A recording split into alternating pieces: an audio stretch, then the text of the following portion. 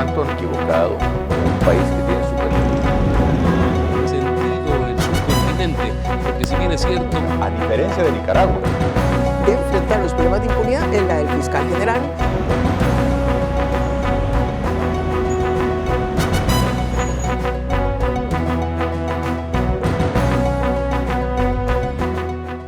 Un gusto volver a estar con ustedes en el espacio Fernando Aguayo América. Cordiales saludos a quienes nos ven a través de la señal de Gama Visión en el Ecuador, por Mega TV en la Florida y por OnePlus TV en el Ecuador y en el mundo. Hoy tenemos como invitado al doctor Iván Andrade. Él es el presidente de la Corporación Financiera Nacional. Queremos saber cómo está procediendo esta banca de desarrollo en un país que necesita crecimiento económico. En sí, la primera definición fue el que en la Corporación Financiera Nacional vamos a hacer todo lo que se tiene que hacer para recuperar la estructura y la fortaleza financiera y patrimonial. ¿Por qué digo esto?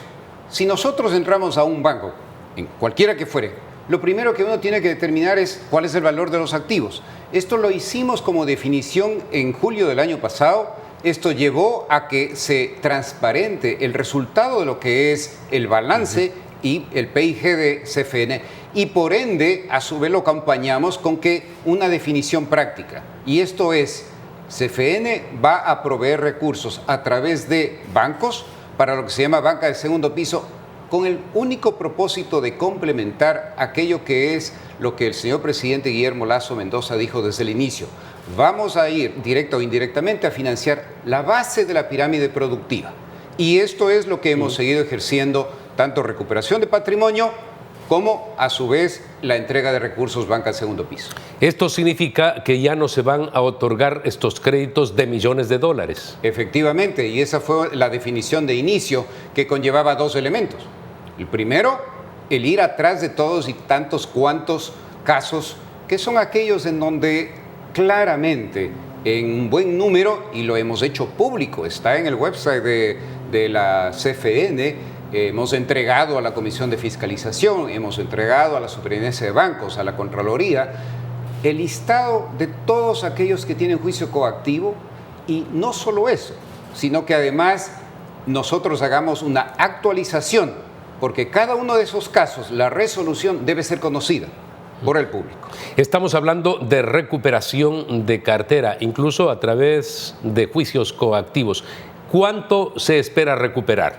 Primeramente, la recuperación de cartera como tal en CFN en los últimos 14, 15 meses es del orden de los 240 millones de dólares. Es una cartera que inicialmente éramos 1.530 millones de dólares. Ahora bien, de esa cartera conflictiva, tenemos que también ser muy claros. Ahí tenemos en aquellos que son más de $1 millón, como 90 y tantos casos, más de 400 millones de dólares. Debo sí decir, esos son los casos más incidentados por parte de los deudores. En un número X sí hay un cobro, hay una reestructura. En cobros concretamente de esos tenemos en el orden como de 13 millones de dólares, que parece poco frente al monto global. Pero hay otra cartera que es vigente, que se sigue trabajando, y hay otros en ese grupo también que sí llegan a reestructura porque son deudores, de todas maneras se encuentra de buena fe. Pero aquellos, yo diría los más grandes, cada caso lo incidentan de tal manera que no se llegue ni siquiera al embargo. Se procede al embargo y automáticamente aparece una acción cautelar, acción de protección, y paran el proceso. Y hay jueces, por no decirlo, que interpretan el que, pues, como en uno de los últimos de los casos grandes, en donde si la regulación o normativa dice que pues a los 120 días de un concurso de acreedores, pues ya tienen que definir, definió el juez, que es a los 120 días de que responda el último acreedor, que si es que decimos nada más en número cuál fuera el último acreedor, puede ser que sea nunca. Ese tipo de temas e incidentes entrampan un proceso, pero lo que no logran es debilitar el que tenemos la firme convicción de seguir adelante con cada uno de estos procesos para recuperar el dinero de los ecuatorianos. ¿Cuáles son los créditos productivos? Con claridad, ¿cómo se puede definir? Porque de pronto se esgrime que todos aquellos que fueron en búsqueda de recursos a la corporación tenían esa intención de créditos productivos. ¿Es así o no? La intención puede que haya estado. El tema es de que entre la intención de un crédito productivo y el monto asignado, el análisis de riesgo, porque hay que analizar, esto es el dinero de los ecuatorianos.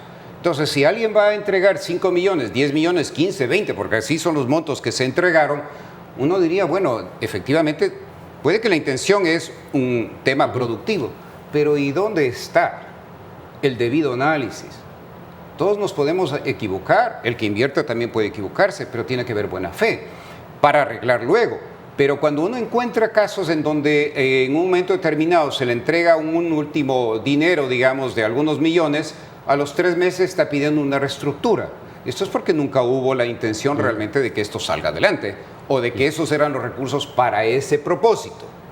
Entonces la pregunta es, ¿el dinero que se entregó fue utilizado para el propósito específicamente o no? Dejando de lado todo esto que está en proceso de recuperación, ustedes ahora entregan créditos que definitivamente coadyuven a la producción en el Ecuador. Tan necesario es para nuestro país lograr crecimiento económico. Es la única forma de que en el futuro, por ejemplo, los gobiernos piensen en repartir riqueza, no pobreza. Tiene que haber movilidad social ascendente en la gente. Y estamos hablando de bancos con gran cuantía, ¿no? La corporación financiera, por ejemplo, ¿con cuántos recursos cuenta en las arcas? Nosotros tenemos 1.100 millones de dólares entre fondos disponibles y aquellos de inversiones, de un total de activos como de 3.050 millones al cierre del mes de agosto. Así, cuando lo vemos de esa manera, diría, uno puede inmediatamente pensar, bueno, ¿por qué no se entregan? Pero esto es un tema que a su vez se ha manejado muy bien en el gobierno del señor presidente Lasso. ¿Por qué? Tenemos aquello que se llama Banca Pública CONAFIPS. Entregan y han entregado cientos de millones de dólares a través de cooperativas. Eso es banca de segundo piso. En el caso de lo que es Ban Ecuador, aquello que es el crédito de oportunidades al 1% hasta 30 años y ahora un crédito productivo al 5% entre 5.000 y 20.000 dólares. Y CFN, que entrega recursos también vía bancos de segundo piso, que ya justamente estamos en la revisión hemos entregado en lo que va, digamos, de este periodo, en este año, aproximadamente 140 millones de dólares a través de bancos, como digo, financiamiento de segundo piso. ¿Por qué es importante ello? Porque cuando se entrega un recurso que es bajo el programa de Banco Mundial BIRF, por ejemplo, son recursos específicamente para MIPYMES, microcrédito y pymes. No para montos altos, sino que ya dijo usted para la base, ¿no? Para la base productiva. Entonces, mi pymes es microcrédito y es pymes, no es grandes montos. Es tan importante ello que ahora en la revisión que se está haciendo con Banco Mundial y de hecho lo que buscamos, hemos terminado hace 2 semanas con el BID, es procurar recursos adicionales para que le financien a la CFN y a su vez sigamos con este efecto multiplicador a través del sistema bancario, en el caso nuestro, como digo, en el caso con AFIPS, a través de cooperativas. ¿Por qué? Si usted ve la estructura de los pasivos del sistema bancario y del sistema cooperativas, va a encontrar que la mayoría de recursos son o a la vista o depósitos a plazo, pero casi menos de 360 días. Esa duración de 120 en el caso de bancos o 150 me parece que es cooperativas, no permite necesariamente el que las instituciones financieras, sea bancos o cooperativas, entreguen recursos de largo plazo. ¿Cuál es el rol que nosotros jugamos? Es justamente ser el puente para que los multilaterales nos presten recursos, pero de largo plazo. Entonces, se cubre una necesidad del sistema que permite también, cuando se le ve al sistema productivo de generación, no es el préstamo de 180 días, no es de 360, sino es de 5 años, de 7 años, de 10 años. Allí el valor de tener una banca pública sólida, que es lo que se venía construyendo con CFN. En la medida de que el auditor, el Fondo Monetario Internacional, haga una buena calificación de los procesos y procedimientos en el Ecuador en el manejo de la economía y de las finanzas públicas, entonces habrá la posibilidad de que se siga nutriendo la corporación financiera de créditos que provengan de esos multilaterales. Pero, ¿qué pasaría si entramos en una dificultad y esto no se da? Entonces sufre precisamente la corporación y por ende quienes de pronto aspiran a tener créditos para poder desarrollar actividades productivas de baja escala, pero que generan sin duda pues empleo. Definitivamente. Nosotros, nuestro objetivo, por ejemplo, CFN, es de que vamos a obtener $400 millones adicionales de financiamiento, tanto de BID, Banco Mundial, BIRF, de la CAF. Estamos ya trabajando con ellos en estos aspectos. ¿Por qué? Porque eso es un monto multiplicador en el número de beneficiarios de créditos de MIPYMES. El efecto de mantener un país con una estabilidad económica, financiera, del sistema financiero que se ha fortalecido mucho en los últimos años con la superintendencia de superintendentes de bancos que hemos tenido, pues con Ruda Rey, Rosa Matilde Guerrero, las gentes allí mismo. Esto ha permitido que sea más fuerte ese sistema bancario. Ahora bien, concomitante con ello, esa estabilidad económica financiera tiene que tener una estabilidad también política. Es fundamental. Y no es un tema de que el Fondo Monetario, es un tema de cómo el mundo nos ve a nosotros para qué. Mientras nosotros demostramos seriedad en nuestros compromisos, seriedad en que hacer lo que decimos lo que vamos a hacer, en ese momento somos un país atractivo para la inversión. Entonces es una combinación de factores, no solo de financiamiento externo, sino de inversión en el país. Sin embargo, en estos momentos ese alto riesgo país algún daño puede hacer, más aún si se mantiene en el tiempo. Ya ha dicho usted, para lograr un mejor ambiente no solamente es el gobierno, estamos hablando del legislativo y el comportamiento humano de los individuos de un país también, que debe vivir en armonía para todos empujar en la misma línea. Eso es indudable, pero ¿estaría afectando el riesgo país alto que tiene el Ecuador? De hecho, el riesgo país, digamos, tiene dos connotaciones, ¿no es cierto? El uno es que si uno saldría al mercado internacional a hacer una colocación de bonos, ¿no es cierto? Indudablemente van a ver cuál es el riesgo país y ese sería un costo demasiado sumamente elevado, alto en los intereses que habría que pagar. Pero el segundo es, a largo plazo, la inversión productiva de la que usted estaba hablando. ¿Cuándo viene la inversión productiva? Porque la inversión productiva cuando se ve que es un país en donde si yo invierto en lo que es producción en el área agrícola, ganadero, industrial, como tal, es una inversión que se mide o que se la quiere medir en el largo plazo, no en el corto plazo. Entonces, el riesgo país viene asociado a decir, si es que yo voy a invertir en el Ecuador, ¿cuál es mi tasa de retorno a la inversión y en cuántos años tengo que yo buscar ese retorno?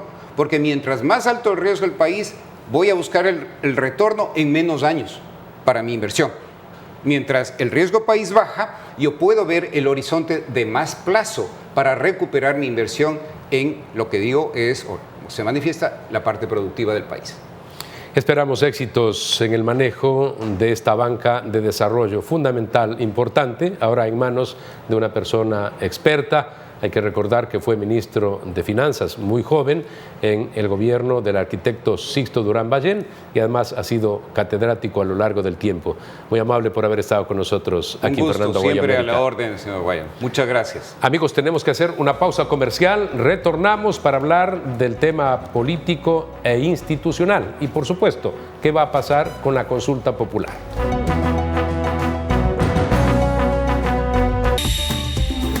Inicio de espacio publicitario. Vive intensamente, Gamavisión en cada rincón. La seguridad se amplía en toda la ciudad y llega a tu barrio. 3.750 nuevas zonas videovigiladas con 15.000 cámaras y megáfonos nuevos a disposición de tu seguridad y la de tu familia. Con tecnología que permitirá detectar alertas, amenazas y emergencias en tiempo real, generando así una respuesta automática y una alerta inmediata. Cada cámara cuenta con tecnología de primer nivel y alta definición, con reconocimiento facial y lector de placas vehiculares. Hemos venido y seguimos brindando más herramientas para seguir protegiendo a Guayaquil, porque tu seguridad es primero. Alcaldía de Guayaquil. Verde Fruit, el camino para acercar los productos de América Latina a los Estados Unidos. Fin de espacio publicitario. Vive intensamente.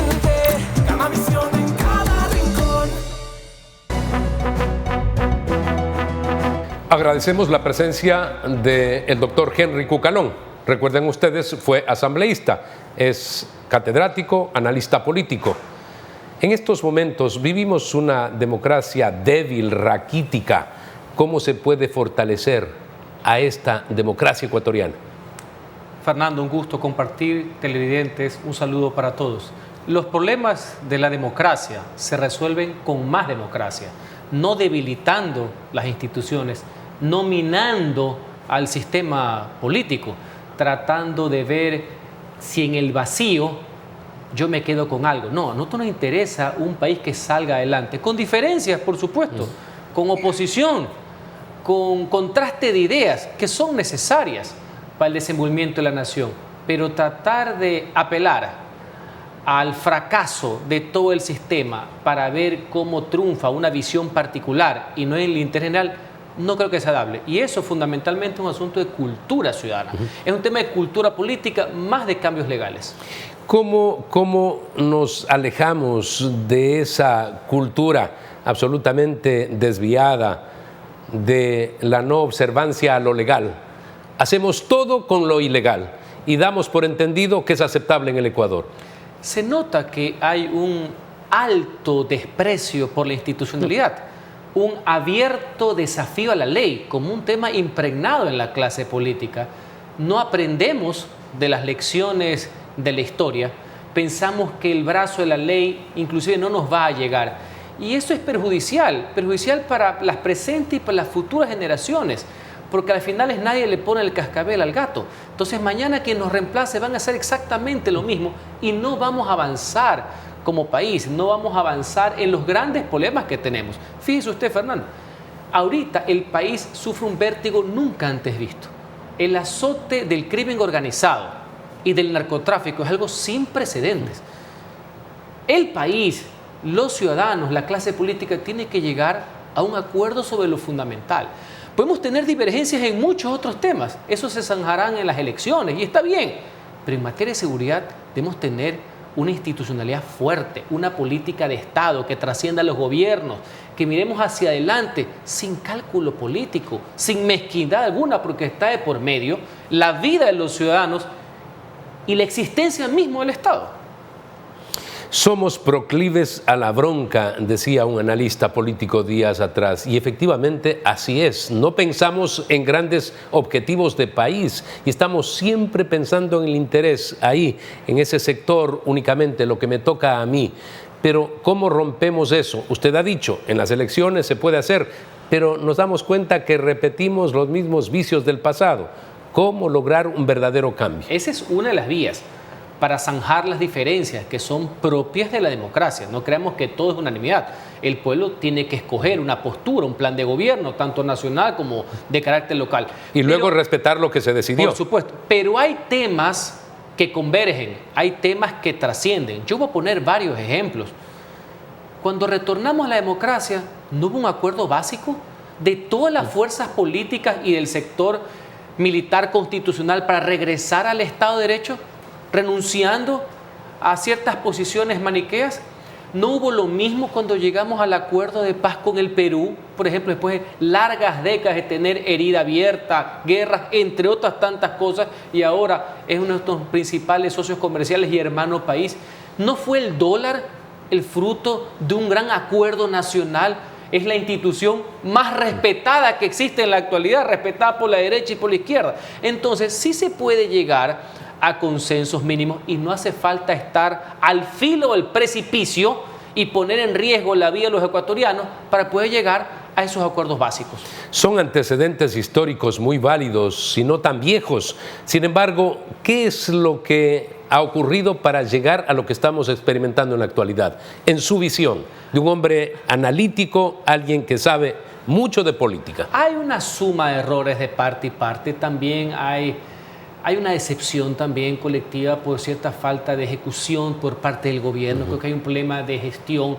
Creo que el presidente todavía tiene la oportunidad de enmendar y poner en práctica el plan de gobierno, el del encuentro, el que alejado de todo tipo de sectarismo. Está escrito, publicado, ofrecido. Fue el que generó esa adhesión ciudadana que le llevó al triunfo. El triunfo de la segunda vuelta. esa apertura, esa forma de respetar inclusive lo divergente, una posición muy de centro, diré yo, muy responsable, muy racional, todavía lo puede hacer. Creo que es dable. No cabe estarse peleando con todo el mundo al mismo tiempo, sino con el objetivo nacional. Si la convocatoria es por la seguridad nacional, ese es el objetivo. Ya, reitero, ya habrá disputas electorales donde uno gana y pierde. Pero, por ejemplo, en el tema de la seguridad, en el tema del empleo, uno debe tener una posición muchísimo más proactiva en ese sentido. Cuando uno dice, vivimos esa cultura de la bronca, nos encanta esto, eso hace también que los sectores políticos defiendan lo suyo y piensen que lo están haciendo bien. Usted es una persona que, si bien es cierto, militó en el Partido Social Cristiano, Madera de Guerrero, se ha alejado usted, pero también fue considerado para nombrarlo como gobernador de la provincia del Guayas por parte del presidente Guillermo Lasso, de tal forma que sus expresiones, sus pensamientos estarían más bien canalizando posibilidades de solución, pero tiene que haber receptividad, tiene que escuchar. Usted ha dicho, está a tiempo el presidente de la República. La madurez y la racionalidad política es de lado y lado, y obviamente también tiene que venir por parte del primer mandatario de la nación. Eso no significa dejar a un lado o renunciar a lo que uno piensa. Y peor, ser un paniaguado. El país necesita firmeza, dureza inclusive en la aplicación de la ley, objetivos claros, un derrotero que converja el interés nacional. Eso es lo que se espera. Liderazgo de todos. Porque en esto también tiene que aportar la Asamblea Nacional, todos los actores políticos y obviamente el presidente de la República a la cabeza. En lo personal y como profesionales de la comunicación, lo que hacemos con las mejores de las intenciones es trasladar precisamente estos pensamientos que pueden ser críticos muchas veces, pero que tienen la sana intención de que se puedan enmendar los errores, corregir esos errores y caminar por el sendero adecuado. Vamos a hacer una pausa comercial. Continuamos luego de la misma en este análisis sobre el tema político ecuatoriano. Le vamos a preguntar al doctor Henry Cucalón si cree que se va a dar la consulta popular anunciada.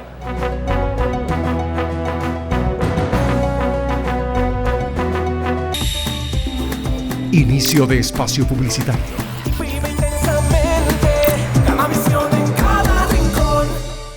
La seguridad se amplía en toda la ciudad y llega a tu barrio. 3.750 nuevas zonas videovigiladas con 15.000 cámaras y megáfonos nuevos a disposición de tu seguridad y la de tu familia. Con tecnología que permitirá detectar alertas, amenazas y emergencias en tiempo real, generando así una respuesta automática y una alerta inmediata. Cada cámara cuenta con tecnología de primer nivel y alta definición, con reconocimiento facial y lector de placas vehiculares. Hemos venido y seguimos brindando más herramientas para seguir protegiendo a Guayaquil, porque tu seguridad es primero. Alcaldía de Guayaquil. Verde Fruit, el camino para acercar los productos de América Latina a los Estados Unidos. Fin de espacio publicitario. Vive intensamente, gana visión en cada rincón. Hace pocos días el pueblo chileno nos dio una lección cuando todos pensamos que podían aprobar la nueva constitución, cuando habían definitivamente algunas encuestas que decían que van a perder. Pero en todo caso, un pueblo que había salido a las calles en el 19 con mucha violencia, y si no fueron ellos los que destruyeron, por ejemplo, el metro de Santiago, aplaudieron después todos esos actos. Sin embargo, el momento que aparece el texto de una constitución extremista, dicen no, aunque seamos izquierdistas, no estamos con aquello. Qué bueno tomar en cuenta ese tipo de ejemplo práctico para corregir el comportamiento de los ciudadanos en un país como el nuestro. Aquí se dice, si se convoca una consulta popular, definitivamente como tiene un bajo respaldo el presidente, va a perder una consulta. ¿Cuál es su idea sobre si se debe o no hacer la consulta, si va a haber o no la consulta? Tomando en cuenta la experiencia chilena, donde su pueblo mayoritaria y abrumadoramente votó a favor de un cambio en el año 2020. Ellos quieren una nueva constitución. ¿Qué fue lo que pasó el domingo pasado?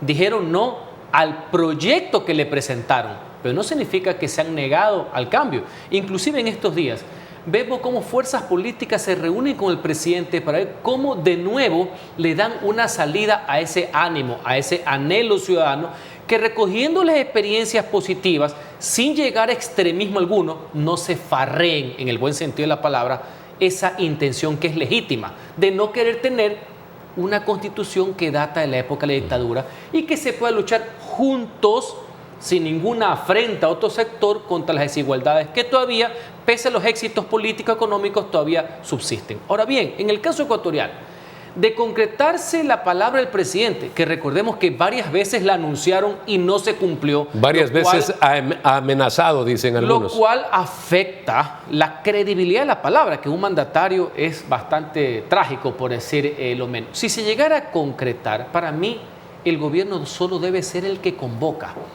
La salida, la única, diría yo, si no este proceso nacería muerto, es que el tema se ciudadanice. Ya que no vino de la ciudadanía, debe ser empoderado por la ciudadanía. El presidente es la persona que hace de conductor, el facilitador de la convocatoria al referéndum. Porque si lo llevamos a una pelea a favor o en contra del gobierno, los antecedentes del retorno a la democracia en el Ecuador nos llevan a que terminan siendo un premio o un castigo a la gestión del gobernante. Y eso creo que no es el interés mayoritario de la nación. Se podría perder nuevamente una oportunidad también de deseo de cambio que hay en el Ecuador.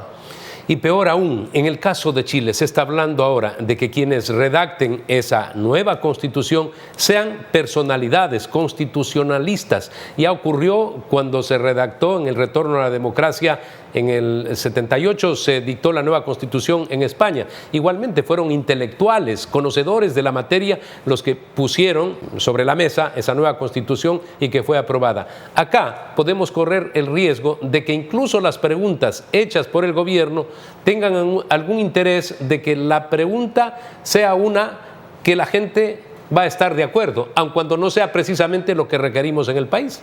Es lo que popularmente se dice una pregunta gancho, para llamar la atención, para poder pasar las otras que son más de fondo. Viveza criolla, habría que decirlo. También hay un actor fundamental.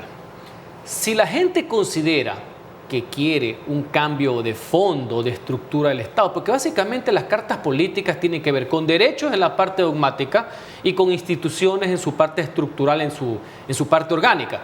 Hay limitaciones en cuanto al trámite por parte de la Corte. Así está en nuestro diseño constitucional, que es muy parecido a otros países, y los distintos dictámenes y precedentes que ha dado la Corte. Por ejemplo, si usted quiere eliminar al Consejo de Participación Ciudadana, eso solo se puede hacer por reforma parcial, que tiene que pasar por la Asamblea y termina en un referéndum, cosa bastante difícil. Los otros cambios menores que se denominan enmiendas, que es lo que tengo entendido que el gobierno quiere proponer, no van a la sustancia. No digo que no sean importantes, pero no van a sacudir esa institucionalidad viciada que tiene la Constitución de Montecristi, pese a que fue aprobada por el pueblo ecuatoriano en el 2008. Ahora bien, la modalidad que usted propone, Fernando, si bien en el retorno a la democracia hubo un conjunto de todas las vertientes ideológicas que hicieron un proyecto que se puso a consideración del pueblo, al igual que la Constitución del 45 reformada, y hubo una elección en referéndum, estas vías de nombrar a los notables no son muy democráticas que se diga, porque ¿quién elige a dedo a quién? Ahora, una cosa es que haya proyectos, pueden venir desde la academia, pero los constituyentes, al final de cuentas, quienes lo avalan, quien dan el filtro previo antes de llegar al pueblo, solo pueden ser elegidos por el pueblo. Eso también es importante. Pero en Chile, por ejemplo, se equivocaron. Gente que propuso cualquier cosa, por supuesto, incluso sobre la propiedad privada. Por supuesto. Un líder indígena dice: no estamos de acuerdo con esta constitución porque plantear el que la propiedad privada pierda ese sentido no va a ser bien a Chile. Lo dice un propio posible beneficiario de esa constitución que no se aprobó. Lo importante de ese ejercicio, que es igual al de nosotros, es que a final de cuentas el pueblo es el dueño del proceso. Eso es lo que se llama constitucionalismo popular. Lo que aquí a veces a algunos políticos les asusta, que el Congreso pueda aprobar o negar. Al final de cuentas, el último filtro es el pueblo. Por si acaso, si mañana en el Ecuador un Congreso, una asamblea en funciones, aprueba una reforma parcial que atenta contra los derechos, va a ser el pueblo que se lo niegue en referéndum. Nosotros también tenemos esa posibilidad. Yo lo que le estaba precisando es que si en algún momento vamos a una constituyente, etcétera, cuidado, caemos en la trampa de decir que vengan los senadores funcionales, los elegidos a dedo por elección popular. Si ya vas a hacerlo, todos deben ser populares, lo cual no obsta de que se equivoquen o hagan trastiendas. Eso es una cosa totalmente aparte. Y para eso el pueblo los puede premiar o los puede castigar con el producto final, como ha sucedido en Chile. Muchas gracias por haber estado una vez más con nosotros para hacer estos análisis profundos, cortos pero profundos, por el tipo de preguntas y por supuesto, más aún por las respuestas de una persona estudiosa en la materia constitucional como lo es el doctor Henry Cucalón. Amigos, recuerden que la próxima semana tienen una cita en Fernando Aguayo en vivo a través de Gamavisión en el Ecuador, por Mega TV en la Florida y por OnePlus TV en el Ecuador y en el mundo.